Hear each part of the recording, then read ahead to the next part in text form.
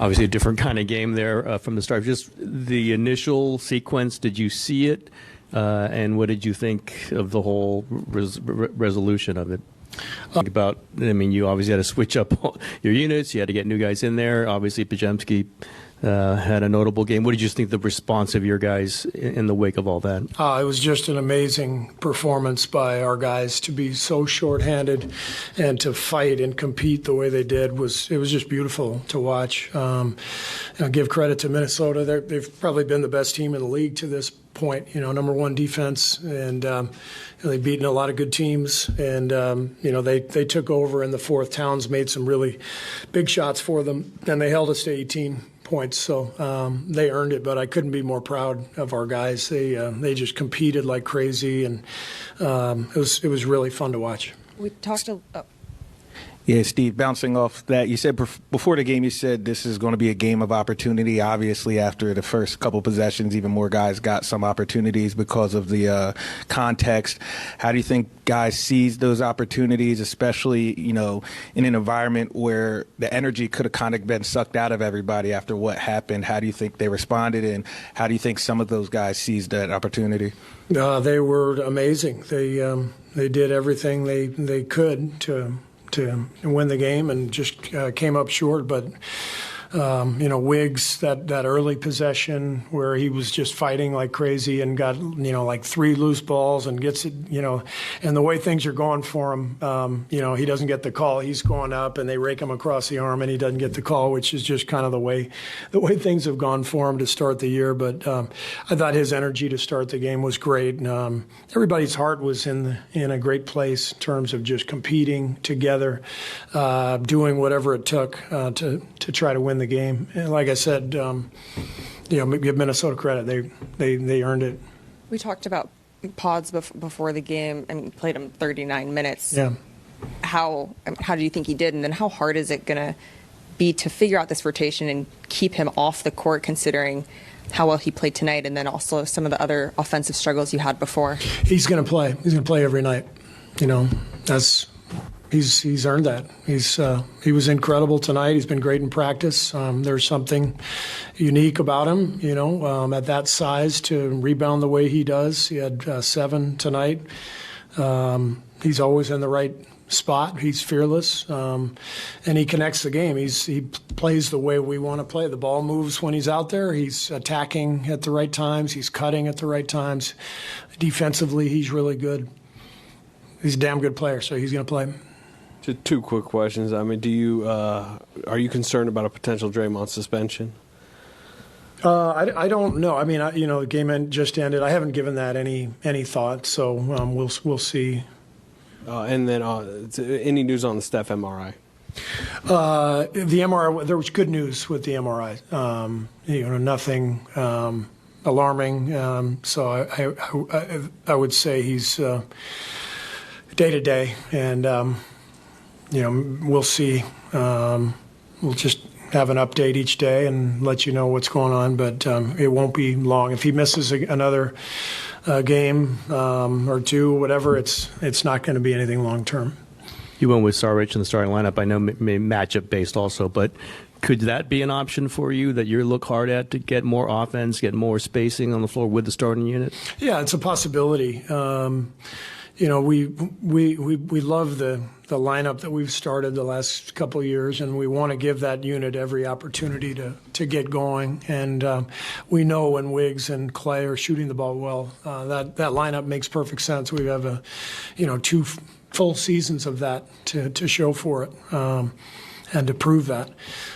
But if we're struggling to score, then Dario does change the chessboard, with his pick and pop and his ability to stretch the floor, and so everything's a possibility at this point. I like this team a lot, the character, the guts, the grit, but there's a lot of moving parts right now, and so nothing is set in stone, and we're going to have to sort through it here in the early part of the season. I know you're playing him kind of at both spots, and he's just a guard. Pajemski, he plays both. But do you like him as a backup point guard? Do you like it? Could you see him in that role? I think he can play backup point guard, but I think he's just He's just a basketball player, so we can play him anywhere. And the beauty of him is that the game connects when he's out there. I'm excited to play him with Steph and with Clay. He's going to get those guys a lot of shots just with the way he plays and the way the ball moves. So we'll see. We'll have to figure it out. Monty?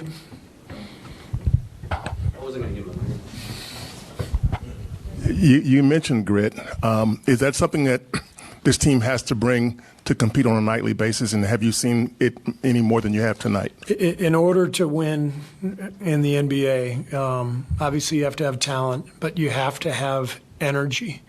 You have to bring something to the table life-wise, like joy-wise, energy-wise, competitiveness-wise. And that's what I watched tonight, from the whole group. And clearly Brandon has that. That's pretty obvious. Our fans have watched this team win 4 championships. They weren't won by, a bunch of powders and wallflowers. They were won by gamers, competitors, guys who brought energy and joy and passion to everything. And that's what it takes. So that's what I'm looking for. Did you tell the guys anything? Do you kind of rally it up, or do you know the energy just might be there because of everything that happened? I mean, we still had a game to play. You know what I mean? Whenever that stuff happens, I mean, it usually creates a lot of energy in the building or whatnot. So, it definitely got everybody into the game a little more. Chris, earlier Steve Kerr said that he was proud of the team and the Wolves won it, but he thought that you guys played really well. Was there anything in the closing minutes that you saw or just throughout the game that you wish you could have done differently, or thought, like, if you could do that again, maybe you would play out absolutely. differently? But unfortunately, it don't work like that. It's a few turnovers down the stretch that I got. And after watching that play, I mean, I gave it to Dario or whatnot, but the lane opened wide, for a shot. But that's like being a Monday morning quarterback, wanting to be able to do it over. But I think we played well. We played hard, but it just wasn't enough. You were out there for 36 minutes. Feel okay? Did you like getting all those minutes? Absolutely. You know what I mean? Not given the circumstances, though. You know what I mean? But it's a long season, 82 games, and we already knew coming into the season that it was going to be everything is by committee. Different guys getting the opportunity to play and step up, and that's what kind of team we have. And we always said it ain't no moral victories, but it was nice to see that, guys were ready to play. You were also out there with Pajemski a lot, and he mentioned he felt great playing with you. What was that kind of combination like, you and Brandon? It's great, man.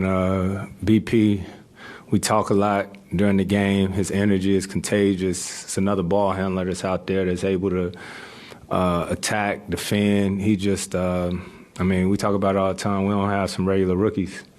You know what I mean? We got some rooks who pay attention, know what they're doing. To be on a team like this early in the season, playing valuable minutes in big games, it's only going to be good for the long haul. Following up on that, what do you tell a young guy like Pods, through this game? He's racking up minutes, played 39 tonight, just about keeping composure and being able to do what he did? No, we talk all the time. I mean, he watching the games on iPads and stuff like that, and sometimes you only learn by experience, but the best thing about being a rookie is you don't know anything different. You just play hard, and, whatever happens, and we need that with this team. What did you think of the altercation at the start of the game? I ain't seen it. You seen any of the videos of it? I mean, I ain't been on my phone. I ain't, you know what I'm saying? Yeah. I ain't seen no videos of it. I just remember what happened during the game. Regardless of not seeing it, I mean, how shocking is it for an NBA game? There's not a point scored, 3 guys are getting ejected. I mean, how does that kind of throttle the game? It happens. Shit, I've been in one. You know what I mean? So it's competitive. It's funny because if you watch our games, hell, I used to play against them all the time. So you constantly hold Steph and Clay so they can't come off ball screens. So they can't come off down screens and stuff like that. So, Coach had told Clay before the game, like, get him off of you. You know what I mean? Probably not to that extent, but it was good to see that energy and that fire. Unfortunately, it was 2 ejections, but. Kerr said that Brandon is cocky, like he knows how he's good, and and Steve said he loves that. Yeah. Do you love that about him? And absolutely. You don't want him to come in scared. You know what I mean? But he just, you guys see him playing on the court, but he's just a joy to be around every day. You know what I mean? He's a sponge. He wants to learn, but then he gets out there and he plays. He plays hard. Whatever the team needs, he's going to do. And you want to see people like that win. And so for him, I think he's only going to continue to get better. Chris, how do you continue to build when Steph returns, especially in the non-Steph minutes? Don't know. Honestly, man, I don't think that in depth. I think right now, it's trying to analyze this game, figure out what we can do better and get ready for the next game. Chris, earlier I know the shot wasn't falling like you wanted, but tonight you hit some big ones. You hit some middies, some threes. Does it feel like that part of your game is coming along? Maybe. This has all been new for me this year. Starting, coming off the bench, you know what I mean? So it's a rhythm, and I'm fine with it. I'm figuring it out. But, if I shoot that bad, I wish they'd just leave me open. You know what I mean? If I'm not bad of a shooter, then leave me open. So. Chris, you've talked a lot about pods tonight. Kerr said earlier that he's going to be in the rotation going forward. How do you think that you two can work together when you're on the floor? Like we did tonight. When you're out there playing and you got multiple ball handlers and, if I'm out there with BP and I'm getting a lot of attention, he has the ability to drive, and create plays. And I think we got a chance to continue to get better. And how do you make the determination when you have to shoot more versus pass more? I don't know. You just sort of figure it out over 19 years. And it's tough. It's a balance. You know what I mean? I always say, trying to make the right play or whatnot, or being aggressive. But I'm going to get back to it. Great. Thank you. All right. Thank you.